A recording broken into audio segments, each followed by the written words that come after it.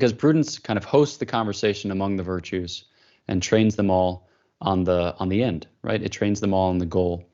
So you can think about prudence as kind of like the general of the army who has a kind of sense for each of the different divisions in his charge. So over here he's got, artillery. Over here he's got infantry. Over here he's got cavalry. Over here he's got mortars. Over here he's got, he's got these different things. But he has the know-how to order all of the different movements of all the different parts of his army so that he can train them on prosecuting the war, defeating his enemy, defeating the aggressor nation, right? So as to protect the peace of his land and restore it to some semblance of order.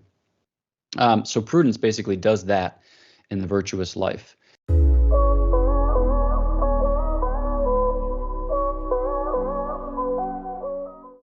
Well, hey everyone, what is up? Welcome back to my channel. My name is Austin, and this is Gospel Simplicity, a place where we seek to bring simplicity out of theological and historical complexity.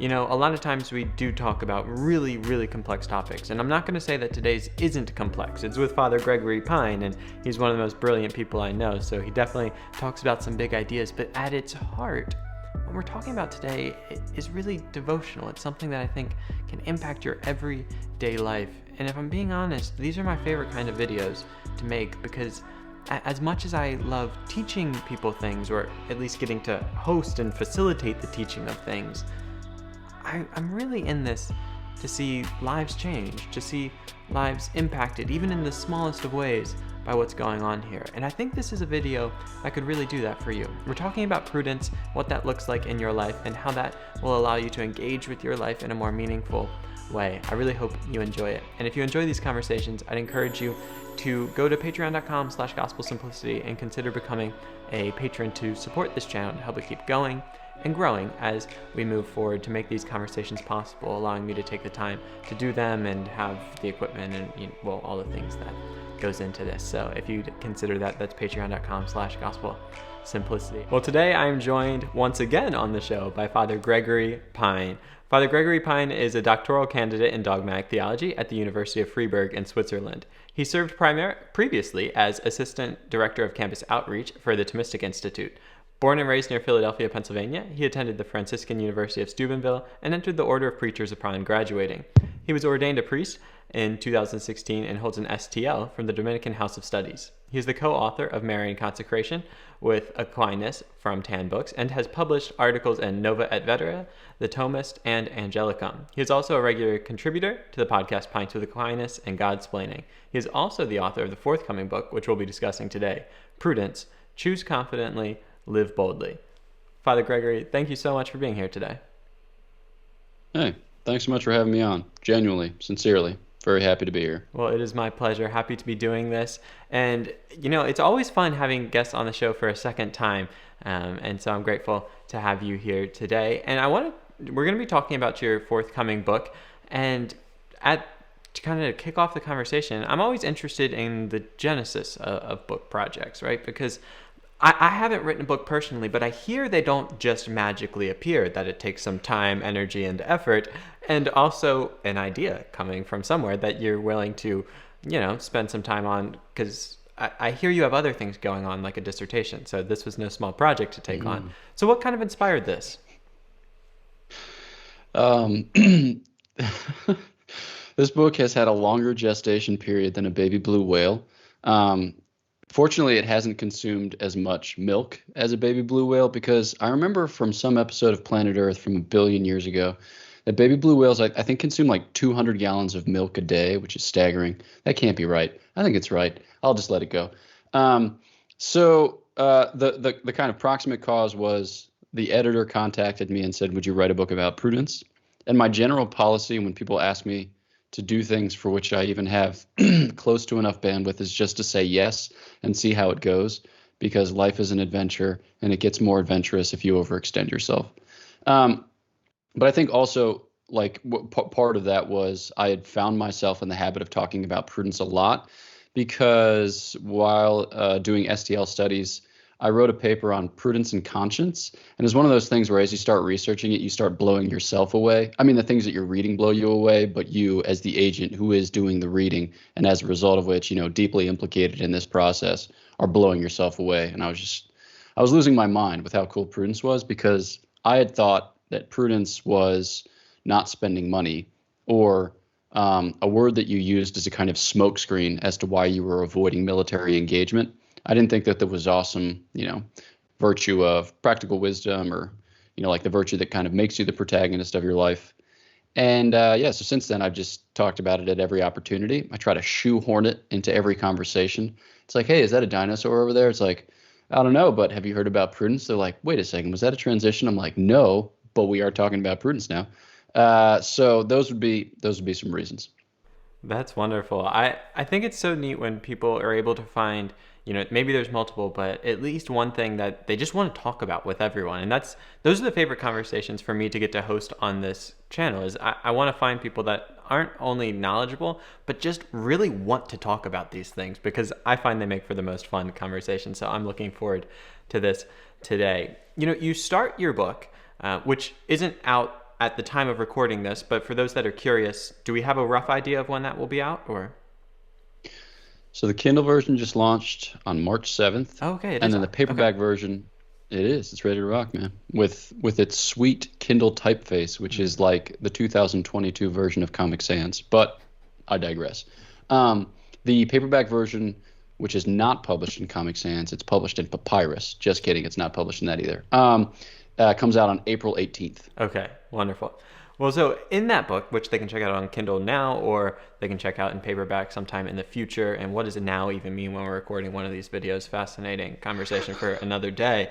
But you start by talking about happiness, which is, I think, something that is universally desired, at least very nearly universally desired, that we're all chasing happiness, and there's billion-dollar industries on trying to sell people happiness in one form or another. But you highlight the fact that despite our earnest efforts at finding happiness, so many of us wouldn't answer in the affirmative to, are you fully happy?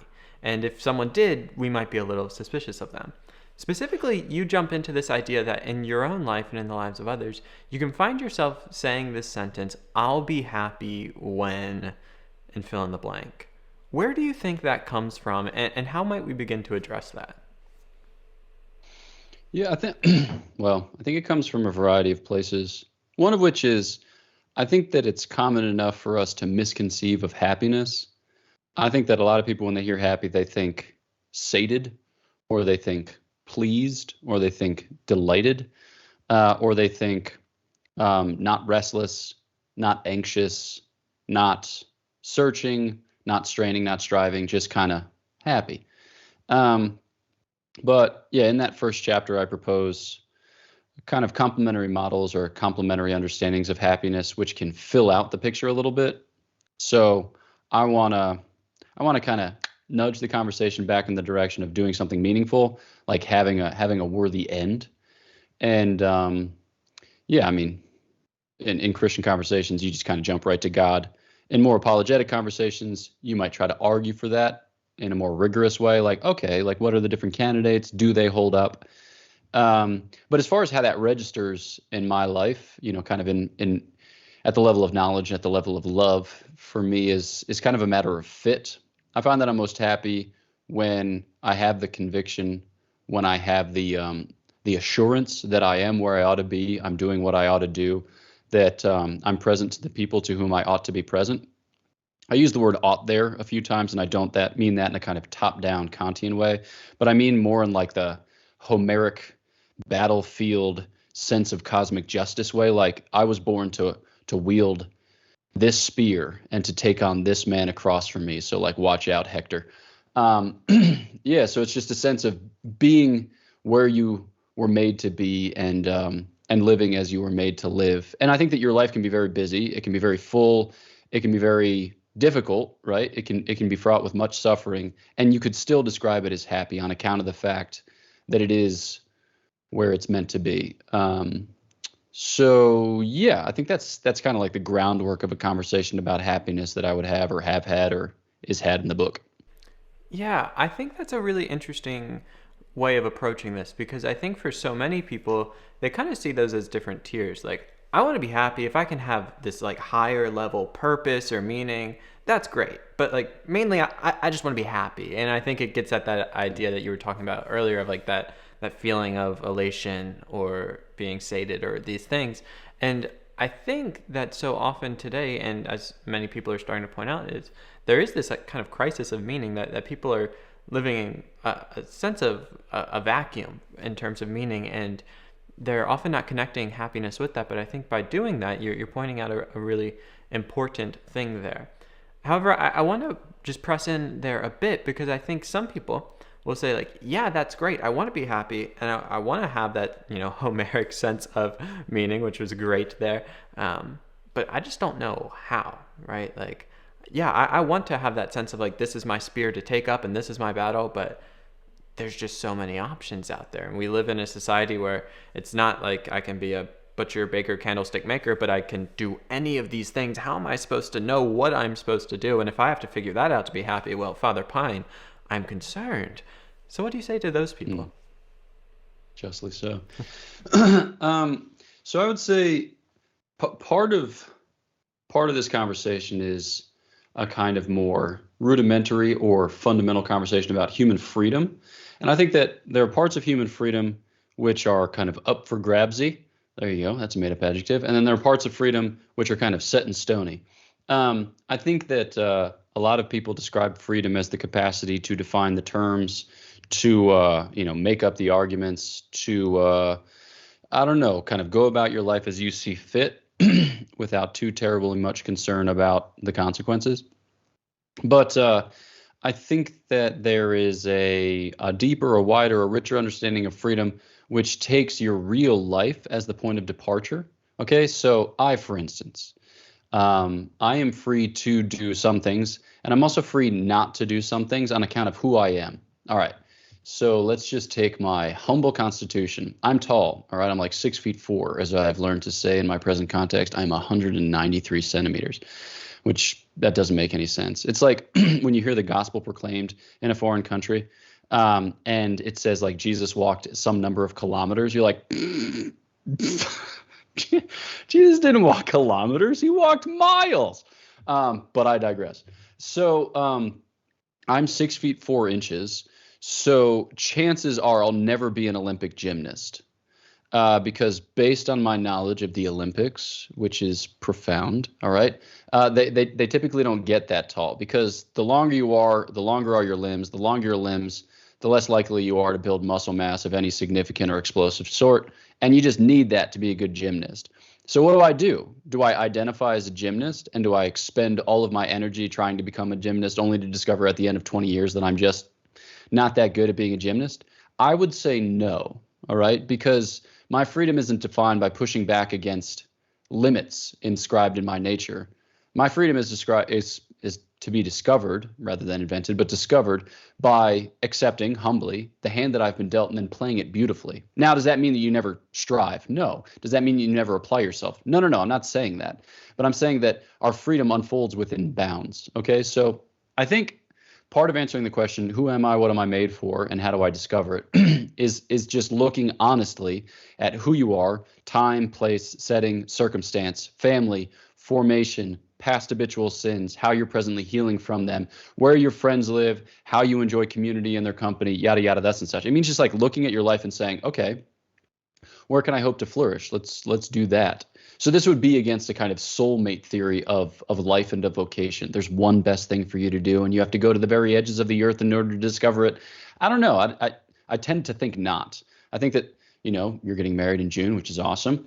And I don't mean to make light of the compatibility that you experience with your fiance, but I suspect that you could have married another human being and been happy, right? And made each other happy, and, been instrumental in coming to know the Lord more perfectly, et cetera, et cetera. Okay, so for the person who's bewildered by the variety of choices on offer, I would say there aren't that many, okay, because we can narrow the scope by virtue of like, what can I do here? What can I do now? What can I do with the means that God has put at my disposal?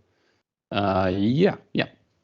It's no secret that today, perhaps more than ever, people are struggling with their mental health. I think if I asked you all to virtually raise your hand and said, hey, are you currently struggling? Do you consistently struggle with mental health, be it anxiety, depression, or whatever? I think many of us, myself included, would raise our hand and say, yeah, like things get hard sometimes, and sometimes it feels like more than we can handle. But the problem is, despite facing these difficult circumstances and dealing with these mental health crises at times, so few of us end up actually getting the help that we need. It might be because it can take so long to get into a counselor or therapist, or you think it's going to be too much, or maybe there's this thought in the back of your head that Christians aren't allowed to have mental health problems. And does that mean there's something wrong with me? Well, from the beginning of my channel, far before it had any type of reach or influence, I have wanted to do my part to help end that stigma. That's why one of my first videos I ever made was titled, "You Can Have Jesus and a Therapist Too," hoping that would give people the permission to go out and get the help they need without being worried about these shameful stigmas that people have attached to it. Well, now I am so excited to be partnering with Faithful Counseling, who are leading the charge in helping people get the help they need. Rather than having to wait months to get into a counselor, if you sign up for Faithful Counseling, you can be paired with a counselor in 24 hours or less. I don't know if you've ever attempted to do something like this through traditional avenues, but if you have, you know just how crazy it is to be able to pair up with someone that quickly. All of their counselors are licensed and have over 3,000 hours of experience. You can connect with them in flexible ways. You can do video sessions, phone calls, private messaging. It is really fantastic. They even have a live chat. It is such an amazing service. I'm so excited to be partnering with them, and I'd really encourage you to check them out. We're going to faithfulcounseling.com/gospel-simplicity. If you do so, you'll get 10% off your first month, and I think it will be really, really helpful for you. Now, I do want to say that this isn't a crisis line, and if you are experiencing suicidal thoughts or ideation, I would encourage you so much to not go through this alone, but to reach out to a crisis line. I'll put one on the screen here. But if you are looking for mental health help, I think Faithful Counseling could be great for you. They will connect you with a Christian counselor, and I know people come to my channel from a variety of backgrounds. So if you want one specifically from your Christian denomination, they will work with you to try to make that happen so that you can get Christian mental health help. I think it's going to be fantastic for you. I can't wait for you to check it out. Again, that's faithfulcounseling.com/gospel-simplicity. You get 10% off your first month. After that, it'll be $260 per month, but there is financial aid available for those who qualify. Once again, guys, don't hesitate to get the help you need. faithfulcounseling.com/gospel-simplicity. I really like that, and I think there's, not to overuse this word, but a sense of freedom in that it's not that I have to find this, whether it's in like the romantic relationship, like this one person out of the however many we have now, 8 billion. Like there's, as romantic of a notion as that is, you're right. Like there's multiple people that you could potentially be compatible with, and it doesn't have to be this super mystical thing. And I think the same with your career or different things. It's like, I have to find this one thing, and I'm not moving until God tells me it very specifically. And you might be sitting for a long time if you're just waiting for the one thing out of the millions of options. I appreciate the practicality of that advice, and I hope people find that freeing as well. As we move through the book, you talk about several different qualities, it could be. I'm not sure if that's the word you would use, but you say, am I happy? Am I virtuous? Am I bold? All of these things. And the next one I wanted to hit on was this idea of virtue. Because while I think that a lot of people are seeking happiness, virtue is maybe a bit less in vogue in the popular culture than happiness is, or at least in the classical sense. We could talk about the whole concept of virtue signaling and maybe how we've kind of deformed that concept of virtue in itself. But at least in its own way, I think people would be less apt to self-identify with, I am on a path seeking virtue. But at the broad level, for those people who this might not be something that's in their vocabulary, why is virtue such an important thing to be pursuing? Yeah, no, as you were talking, I was just thinking about the way in which, yeah, the last couple hundred years have just done a number on our understanding of virtue. Um, just like give a good thing time, and with some rough handling, it'll get worse. So, like the way that we understand the virtue of temperance, which is a sweet virtue, BT dubs, but the way that we understand the virtue of temperance has now just been reduced to like people who won't drink alcohol, even in totally acceptable social settings where one might drink alcohol. Or like the virtue of chastity is kind of associated with like a coldness or a prudishness, or the virtue of prudence. I mean, we could extol the limits of the contemporary understanding of prudence, but even like the virtue of charity, for instance, charity, great virtue. St. Paul seems to be quite the fan. 1 Corinthians 13. Right, but how do we understand it? It's like I give things in a kind of condescending way to somebody who has less. So we're like, yeah, I want to be charitable, but then we don't want to be the object of another person's charity because we find it debasing. Like to be a charity case is a fate worse than death. So the 21st century understanding of a lot of virtues has been really, what would you say, attenuated or debased. So I think it's for us to really reclaim a vision of virtue which is more robust, which is more exciting, because I think the reality itself is exciting. So I've referred to Homeric notions now a couple of times. So why not more? In the kind of Homeric sense, virtue, or like arete, is just a strength of character. It's the type of habit which makes it more possible for you to fire on all cylinders, right? So if you kind of live this way and that way without any real training of the mind and heart, then when the rubber hits the road, you're going to be okay, but not that great.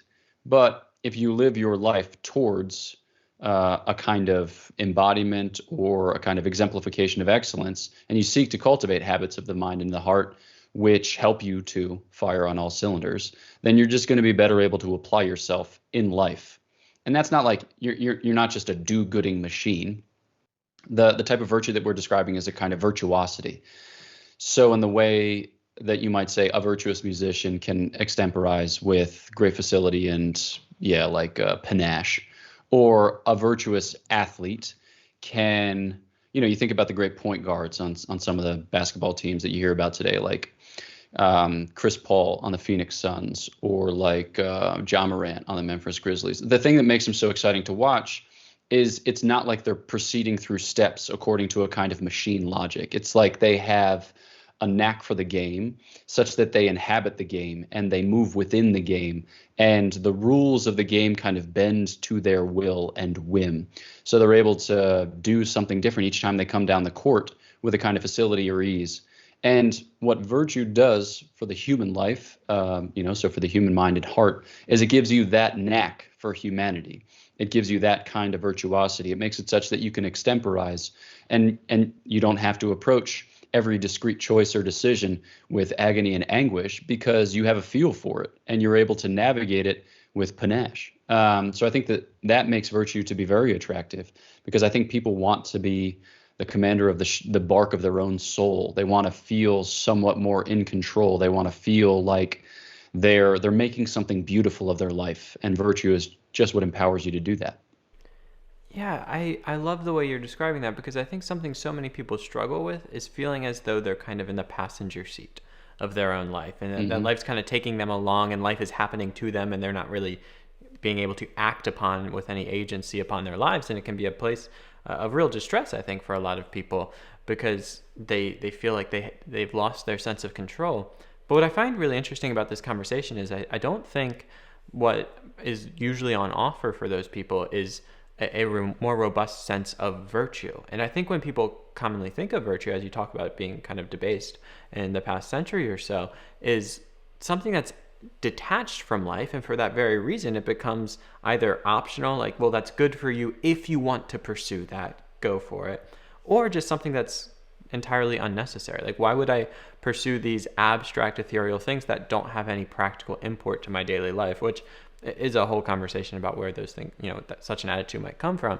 But I appreciate your connection of virtue towards kind of being in control of your life and being able to engage with your life in a more meaningful way. I think what might surprise some people there, in addition to some of the things I've said, is just also the whole, the breadth of what you're talking about in terms of virtue. I think for many people, they don't think of Chris Paul as a virtuous basketball player or the musician, even though they might call him a virtuoso.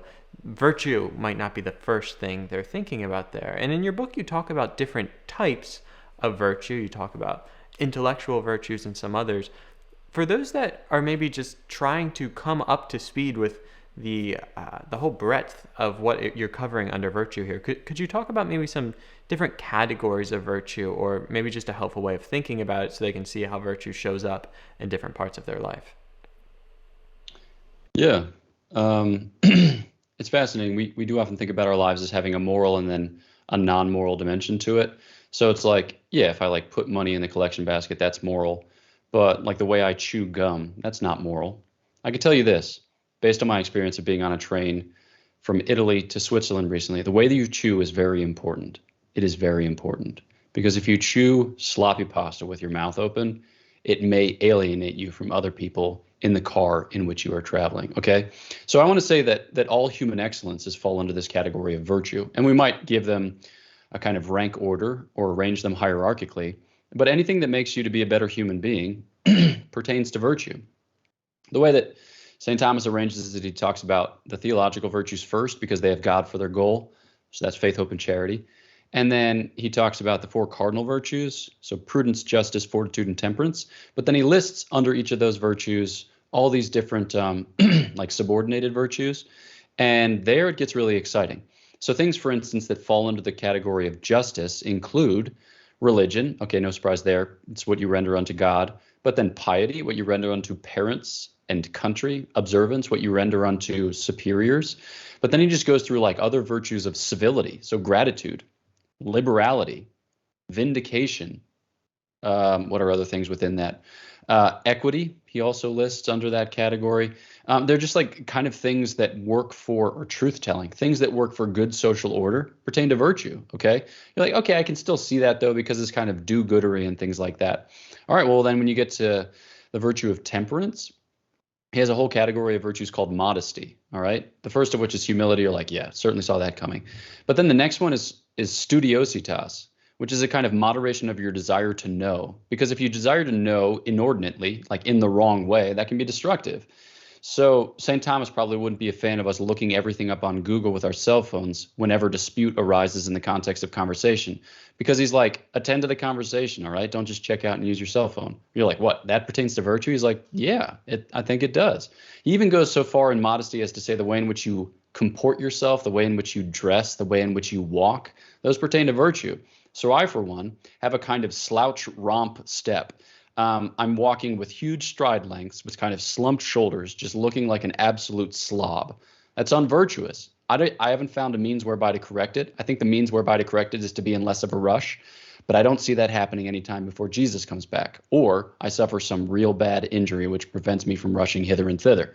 So all things, all human excellences in a certain sense pertain to virtue. Yeah, I really like the way you're connecting that to human excellence, and then the tying that into St. Thomas, as a good Dominican should be prone to do. I do appreciate that, and being able to show just all of those kind of subcategories of where that's going.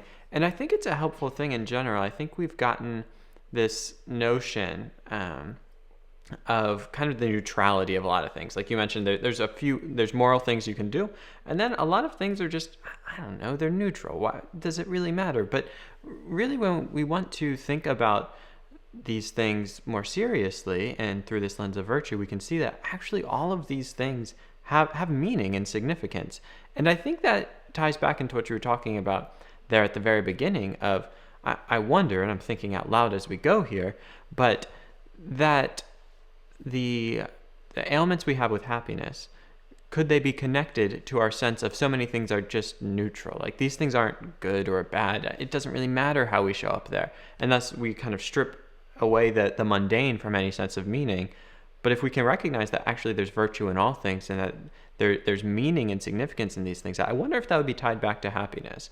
I'd be curious for you to riff off on that if you have any thoughts. Yeah, I think so. I think yes is the answer. For whatever reason, right now I'm thinking of a couple of Jane Austen novels. I'm thinking specifically of Mansfield Park, which is a kind of, tragicomedy of courtesy. But Fanny Price finds herself in an awkward situation basically because the people with whom she lives aren't polite. They're not courteous. They don't observe the kind of social customs, mores in the way in which they ought to. And she finds herself in the midst of these kind of like amorous encounters, or like, what would you call them? Liaisons. And she's just kind of befuddled by it. She's kind of bewildered by it. And that's an example of something that we wouldn't necessarily think of as like, faith, hope, and charity, the most excellent of virtues, the most important of things. But still, like it has a meaning, it has a significance.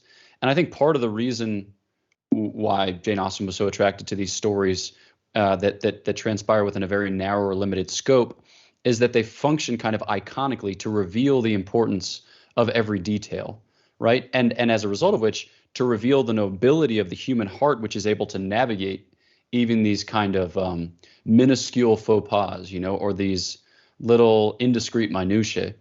So I think that for that reason, Fanny Price is just such an excellent protagonist, because even though she's kind of mousy, she doesn't have the same grandeur of an Elizabeth Bennet or an Emma Woodhouse or something like that.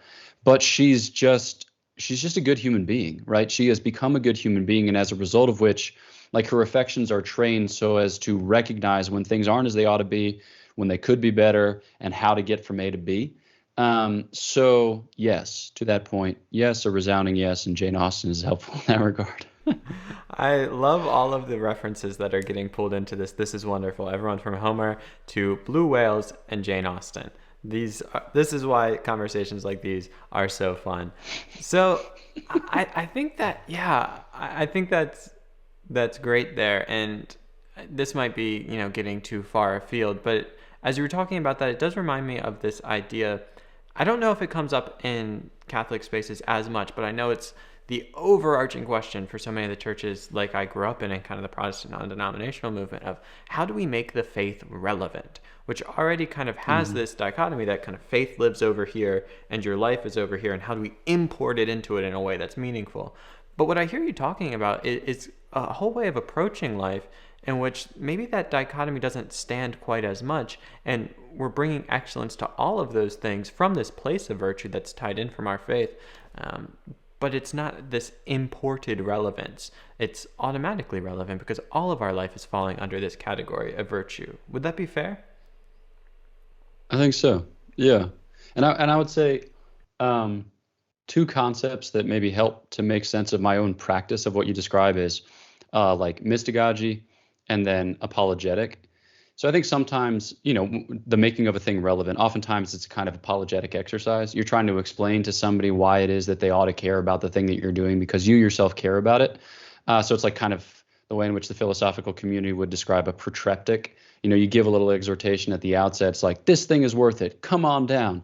But I think that I'm more inclined to a kind of mystagogy. It's like people have been given certain things in their life or in their faith, and I think it's for us to help them discover what it is that they have. So the word mystagogy, comes from, mysteries or sacraments, and then gage means to lead, to kind of like lead one through the sacraments that they have received. So it pertains to, in the early church, this last dimension of Christian initiation, where after you had attended the sacred liturgies, then you would be given these kind of final catecheses, which explain to you the parts of those mysteries which were kind of veiled or secretive. And so I think that part of our life is veiled, part of our life is secretive, and some of the drama of human existence is unpacking or uncovering the elements of our existence that we find to be mysterious, or that we find to or that we don't have immediate access to the meaning thereof. And so I think that in Christian conversations, it's for us then to help other people access the meaning of their lives, to help other people discover places in their lives where a striving for excellence or a pursuit of excellence is afoot, but can be engaged more deliberately or more intentionally.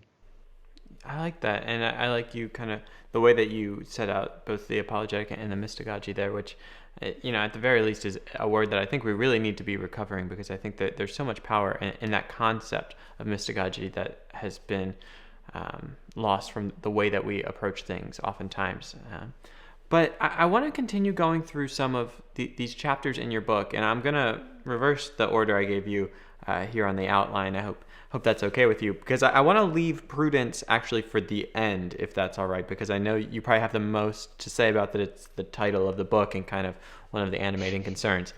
So I want to leave people with something to get there. But in your subtitle, you also have these two concepts of boldness and confidence. And I want to start with boldness. Now, I think for a lot of people, boldness might, like we've talked about, the idea of neutral, could be good, could be bad. But also, I know as personally an introvert, it's not often a word that I associate with myself, right? Like maybe I can take a bold stand on certain things, but I can have a tendency, for better or for worse, of saying like, yeah, like those people over there, they're bold, and I'm going to sit here with my book and enjoy myself. But talk to me about what you're getting at here with boldness and why it's something that people should be considering. Yeah, I think that my kind of worry is that we'll spend some of our lives, much of our lives, locked in a kind of analysis paralysis. We spend a lot of time thinking about decisions. And sometimes we frame a narrative to justify that practice as if it were a terminal exercise. It's like, oh, I'm thinking about things, but that's good. I should think about things because I kind of like craft a science of thinking about things, and I get better about thinking about things. And it's like, I mean, to a certain extent, right? There are perfections to be had in the speculative intellect. So we can grow in wisdom, we can grow in understanding, we can grow in knowledge, all of which are good things. But when it comes to decision makings, I don't know if that can be pluralized. Regardless, it has been. Deal. When it comes to making decisions, right, the decision eventuates in action, in operation. So the way that we as human beings attain to our end is in part by knowing, but in part by loving. And love has a term. Love has an object. It's transitive. It goes out. We kind of find ourselves and losing ourselves. Somebody holy said that once. So yes. So I think that if we're at risk of having our decision making get hung up in the discernment stage or the deliberation stage or the counsel stage, however you want to describe it, then that poses a kind of risk to our identity as real agents, as real protagonists, as men and women engaged, deeply, richly, profoundly in the living of our lives. And so I just want to kind of direct our gaze to the fact that prudence really informs a bold kind of activity. Not to say that the prudent person is always jumping off cliffs and, like donning squirrel suits whilst leaping off, alpine heights. But in the sense that the prudent person says, okay, this is the decision I've come to, and then makes the decision, right? Decides I could love this woman for the rest of my life and have a family with her, and then asks her to marry him, like that type of thing. So we don't want to be in an endless series of breaking engagements or of visiting different religious communities or of, watching the stocks to determine which fiat currency we should buy 3 cents worth of. We need to get in the ring in order to actually have the experiences, because it's from those very experiences that we learn, that we grow, that we're ultimately perfected, and by which we're saved. So I just want to encourage this notion that, we're beings for doing. And so let's get about the business of doing without falling into a kind of crass Nike slogan, just do it and stop thinking and become a crass brute. Yeah. Well, somewhere between those two, of a crass brute and someone paralyzed through analysis, does seem to be in the place we want to get to. And I think this would be a helpful place to maybe talk a little bit about what that looks like, because I think the temptation is to kind of go to that Nike thing. Well, okay, if I need to start making decisions, the advice you give is, well, just do it. And that might really be part of it on the one hand. But I think for people that struggle with this, it often just doesn't seem that simple. And I can relate to that. I recognize that my temperament is much more to think about life at times than to live life, or to think about feelings than to feel those feelings. To kind of live in one's brain, I think, is a temptation for many and something that I can identify with. But I really do resonate with this idea that we are meant to act, and that we can't only philosophize about our life, But what advice would you give for people practically to start implementing this? Would it be to start with the smaller decisions? Is there certain things that they could do to maybe start living this out? Yeah. Practical things would be, I mean, it depends on your temperament. If you're inclined to be a bit rash, then I would say get in the habit of taking counsel. Like before you make decisions, try to take counsel with 2 or 3 wise friends. If you're the person who tends to be more cowardly when it comes to approaching decisions, I would say just kind of make a habit or a practice of like making a decision within a certain amount of time, and practice with small decisions first. I grew up in southeastern Pennsylvania. I went to Franciscan University of Steubenville, and so I drove the Pennsylvania Turnpike however many times a year, and there are rest stops all along the Pennsylvania Turnpike. And at a certain point, you have to decide which one you want to go to, and they're practically all the same because they have all the same businesses. So you're making a decision based on how much gas you have left in the tank, how much gas you will need for the rest of the journey. You're basing the decision on how hungry you are. You're basing on the decision on, like whether people in the car with you need to go to the bathroom, or what you had for breakfast that morning and how it's revisiting you at this juncture. But like sometimes you can just keep questions open. And then every time you pass a rest stop, you're like, should I stop? Should I stop? I don't know. Right. So I would say with small stuff like that, just say like, I'm going to stop at exit, whatever. I'm going to stop at Breezewood, right? Because there's a Baskin Robbins in Breezewood, and I want them to make me a delicious blizzard and then flip it upside down to show how very viscous that baby is. And then I'm going to devour it and get back on the road. And even as you're coming up to Breezewood and you're like, well, I mean, it's still 160 miles, still Steubenville, and I think my tank will last, but I'm not sure, and I don't have to quite go to the bathroom, but I suspect that I shall in the next 2 hours, and just go to Breezewood. So if you tend to be indecisive, just kind of challenge yourself to make small decisions and then to hold to them. So those would be simple things. Other things are, I think it's good. A good habit could be journaling. So like journal about decisions that you have made, because oftentimes we get just lost in consequence evaluation when it's not really about consequence evaluation. It's about living well, right? And consequences are part of the story, but they're a circumstance. Okay, we're not just optimizing or maximizing machines, right? If you're going to aim to be a virtuoso musician, you're going to biff a few attempts at solos. It's just going to happen. But if you always play safe solos, truth be told, you're not extemporizing. You're just, you're doing scales and arpeggios that you had done previously for the past 4 days in anticipation of the fact that you may be soloing in the near future. And as a result, you're not actually growing in the habit of the virtuosity which you seek to evince.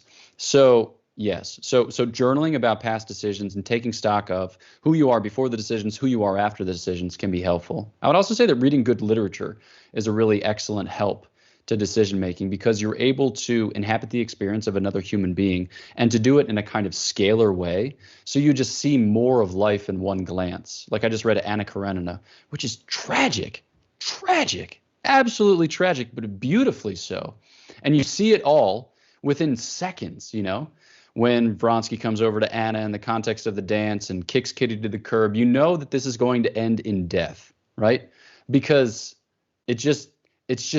it's present before your eyes, but then you get to experience it as it plays out to its fullest extent. And I think that that's helpful for you to recognize in your own experience the kind of implications of the small decisions that you make and the grand scale that they come to, or the grand scale on which they will play in turn. So those would be some small things. Yeah. I think that's really neat. I hadn't thought of literature in that way, but it is true that it kind of allows you to view these things, which oftentimes I think relates to the fact that we often maybe give people better advice, or we can analyze other people's decisions a bit easier. And then when we find ourselves in those situations, we can sometimes forget that very advice that we would have given others. But to be able to see that on display there is helpful. And as someone who will be driving the Pennsylvania Turnpike in just a few weeks as I drive back to Chicago, I appreciate the advice. I'll be stopping in Breezewood. But in all seriousness, I do think that is helpful, and something as small as that, to be able to start just making decisions and being able to go with them, not overanalyzing them, and get that sense of being in the driver's seat of your life there, and not kind of having life act upon you in this overwhelming sense. I think that's going to be really helpful for people. So one other area that I want to talk about before we get to prudence, which is connected to boldness, but you do separate it out, is this idea of confidence. Now, I think people struggle with confidence in a myriad of ways. Some simply in lacking confidence, but also I've found a certain uneasiness in some Christian circles around this idea of confidence, because we have this idea that we should be meek, or we have this idea that pride is bad, and that pride goes before the fall, and we think, okay, pride, confidence, those two must just be easy synonyms, so we put them together and we think, should I be confident? We're kind of scared of this idea of confidence. So maybe to start with, just what are we talking about when we talk about confidence, specifically in the sense of a confidence that we should have? Yeah. Yeah, I mean, confidence is rooted in trust. So just thinking back to St. Thomas, he identifies confidence as a kind of integral part of hope, right? Because you think about hope in a theological sense. I look to God to give me eternal life because he has promised to do so. And I know he has the means to carry it off because he is omnipotent and because he is merciful. So like God's promises apply to me, and God can see them through efficaciously. But that demands of me a kind of trust. And I think the Protestant and Catholic traditions differ a little bit on where trust kind of cashes out, whether it's in terms of faith, whether it's in terms of hope. So some things which would be identified with the one virtue might crop up in the other virtue, depending on the tradition that you occupy. But the idea, I mean, I just think about like confidence. It comes from confidere, right? It's a kind of great faith, right? So it's allied with a kind of faith, and faith is based on testimony, right? So faith has you look to another. You look to another for your store, for your stay, for your grounding, for your whatever footing. And so confidence is born of a kind of trust that in these kind of considerations when it comes to prudence, that you have what it takes, okay? That you have what it takes to live your life. Because I think a lot of times people idealize decision making, and they think that it'll be a matter of crystalline clarity, that it'll be a matter of opening up the sacred scriptures and reading a verse which applies perfectly to the present situation, which gives you, irrefutable evidence of the fact that you should do whatever X. Or people think that it's going to feel great before, during, and after the decision, provided that it's righteous, provided that it's just, or that it won't be difficult, it won't entail pain or suffering, provided that it's like, no, right? It's just gonna, who knows what it's gonna look like? But truth be told, it's probably gonna be a little bit of a mess. But that being said, regardless, you have what it takes to make a decision and to make it well. Because you have what it takes to comport yourself virtuously, to pour yourself into it, to sacrifice yourself before it, right? To efface yourself within it. And I think that all of that, just kind of the knowledge of that, gives you, what would you say? A kind of confidence before the choice. Because I think a lot of times people expect more at the outset. They expect more kind of in terms of outcomes assessment, but it's not forthcoming. So I just want to convict people, to use another related word, that what you have is sufficient, and what comes of it is sufficient, because it's all part of a trajectory towards greater and greater freedom, greater and greater, what would you say, like competence or excellence as a human being, as a saint. And so, real life isn't elsewhere. Real life is here and now. God has given you sufficient means in order to live the life that he has called you to. St. Augustine famously says, God, give what you command and command what you will. All right. So supply me with what you demand of me, as it were, in commandment, and command of me only what it is that you will. So there's a kind of hint there of the divine predilection, that God supplies you or kits you out with everything that you need in order to live the life to which he is called, which is very consoling. Yeah, consoling is a good word there, because what I think is really important for people to pick up here, and what you've talked about with confidence, is that so often in kind of secular spaces, when confidence is talked about, it's this idea of how do I build up this confidence within myself, in myself, and which kind of breaks the nature of the word in a bit.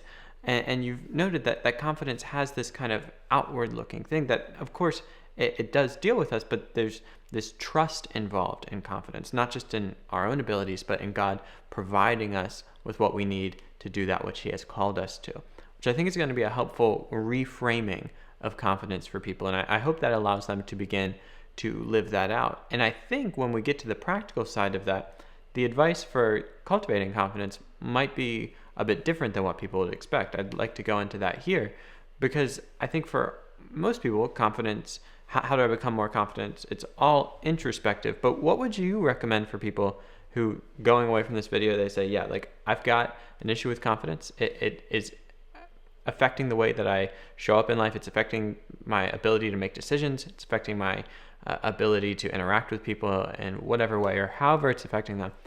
What would you say is like one next step they could take to growing in confidence?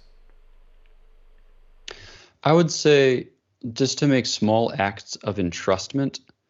So there's a practice that's certainly present in Catholic circles. I don't know if it's made its way to Protestant circles, called a daily examine. I don't do this, but other people do this. I do something like this. But you kind of revisit your life under God's mercy, and you just try to do it on a daily basis. You kind of look back on your day and try to acknowledge, how was God present? How was God provoking or inviting or goading? How was God forgiving, healing, smoothing, whatever, and then you kind of revisit your different interactions and think of, how you were present to them and how you weren't present to them. And you ask God for the grace to fill up what is lacking, in your day, and to supply you for the next. And I think that it entails an act of entrustment, because I think a lot of us, when we revisit past interactions, certainly during certain points in our life, we revisit those actions in a kind of anxious way, like we perseverate on past interactions and we think about the ways in which we failed, how we could have done better, but we use it as an occasion for self-condemnation or for like self-accusation, where, accusation is just not the lingua franca of divine love, right? It's the evil one who is the great accuser of our age, whereas our Lord is a consoler. He's an encourager, he's an advocate, he's a guide. And so I think that as you revisit your day, you can kind of entrust it to the Lord and just say, yes, this was not optimal. This was not maximal. Why? Well, because I'm a human being, for one. In my case, because I'm 33 years old. Also because I talk too fast and without sufficient reflection, and I say mildly offensive things on the reg. So Lord, fill up what is lacking in what I have done. Supply me with what I need for the next. Because I think that gives you the confidence to look to him from whom your sufficiency comes, rather than constantly relying upon yourself and entering into this contraction spiral of, ever lessening confidence, truth be told. Because if you're relying on your own resources, you'll come to discover within short order that you're practically bankrupt and no one's making any deposits unless you ask him to. Yeah, there you have it. That's a very powerful way of closing that idea there of our bankruptcy in and of ourselves. I really appreciate that.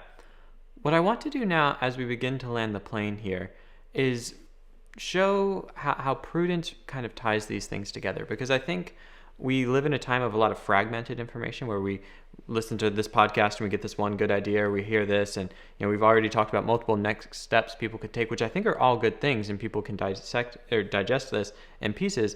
But I think oftentimes we struggle to really be able to bring our disparate sources of information into any type of meaningful conversation with each other. And I have a guess that prudence might be something that will help us tie these things together here, so that it's not simply, okay, confidence, I'm going to work on that on Monday, and boldness, I'll slot that in for Tuesday, and I've got this on Wednesday.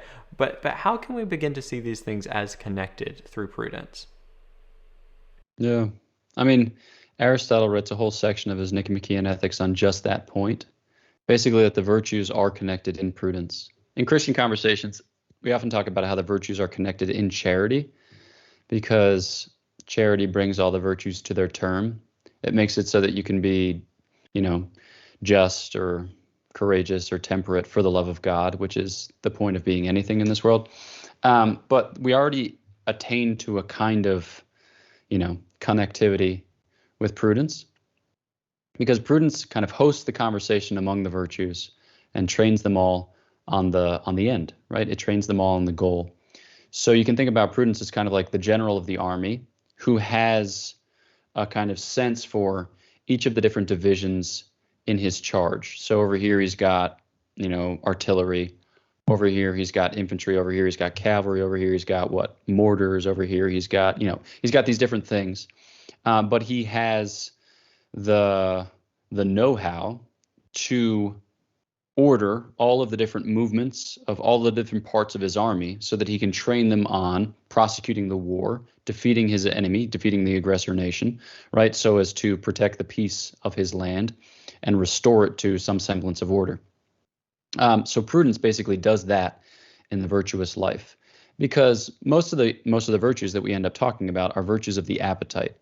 So like temperance or courage, or justice. They're virtues of the appetite, whether that be the sense appetite or the rational appetite. And so without the intellect and without the virtues of the intellect, they're blind, right? They don't have a sense of the full grandeur of human life, nor a sense of the scope in which they are meant to live and move and have their being. And so prudence, by saying, okay, this is the end. These ends are kind of supplied for me, but how do I arrange the different means in order to pursue that end? Prudence is about the work of bringing the whole life of man together in attaining to the whole life of human flourishing for which the human person is destined. Prudence is the bring it together virtue, and it does that magnificently. Well, Father Pine, this has been such a joy. I'm really excited for this book, for people to get their hands on it, for them to check it out. You mentioned already that it's out on Kindle and will be out on paperback soon, and the links will be in the description for that. But I really do want to thank you for your time. This has been a delightfully wide-ranging conversation in which we've been able to cover a lot of things. But I will say, I think the first time I had you on the channel, it was before I introduced a new segment to the channel, which I close with now, called The Final Four, which are kind of 4 rapid-fire questions where we kind of get to know the guest on a different level. But before we do that, is there any kind of closing words you want to give to people about this? If not, that's fine. I just want to make sure, as I know we've kind of covered a lot of ground, if there's any one thing you'd like to leave them with, or good to roll into those questions. I think we're good to roll into those questions. Wonderful. All right. Well, the first question that I like to ask my guests is, what has been the most fruitful habit or spiritual discipline in your life? I think, the most fruitful thing would be family prayer. I could say that more generally, just like my family has been the most fruitful thing in my life because they love me. But family prayer was just super big growing up. It was something that my parents insisted on. It was something that was really formative for us as kids. That's wonderful. I love that. Outside the Bible, what has been the most impactful book on your life? And it can't be Prudence, Choose Confidently, Live Boldly. Is that it? Yeah. I would probably say the Summa Theologiae. It's the book that I've engaged with most, and it's certainly the book that has most shaped my habits of mind and heart. That makes sense. I could definitely see that. All right, so... I'll let you take this either way. Actually, no, I'm going to focus this rather on grad school, on kind of your vocation. So you're having coffee with yourself right before you decide to become a priest. What would you tell him about his future as a Dominican? Or what piece of advice? Yeah, I would say it's all about people. Ideas are beautiful. Projects are great. But at the end of the day, the Lord's put you on this earth to love people. That's a good word. All right, and the final question that I ask all my guests is this, and it arises from the fact that despite the name of my channel being Gospel Simplicity, people often let me know that they find my conversations a bit on the complex side, which there were a couple multisyllabic words in there today that I think might arise that accusation. But nevertheless, I do like to end here with this question of, what is the gospel? The gospel is the only begotten Son of God, took human flesh, suffered, died, and rose from the grave, so as to pour his divine life into our hearts, so that we might not perish apart from him, but enjoy his communion at the heart of the most blessed Trinity unto ages of ages. Amen. Well, there you have it. Father Pine, thank you so much for this. And thanks to all of you who watch this sometime in the future. I don't take your time lightly. I'll close as I always do by saying, until next time, be on the lookout for more videos, but far more important than that, go out and love God and love others, because truly, above all else, that will change the world.